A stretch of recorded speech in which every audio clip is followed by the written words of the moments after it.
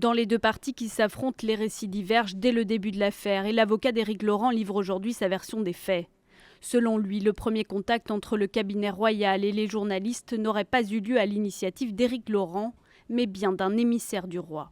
Les émissaires du roi ont pour mandat de tout faire pour essayer d'éviter des divulgations de nature très compromettante. Je le dis ici avec force, le premier qui parle d'un arrangement, c'est Maître Nassiri.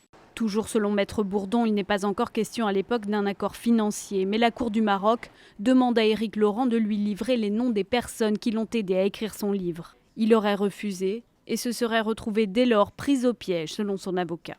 On voit bien ce qui est recherché, discréditer Éric Laurent en suscitant un climat qui le conduit à accepter de rentrer dans une logique financière.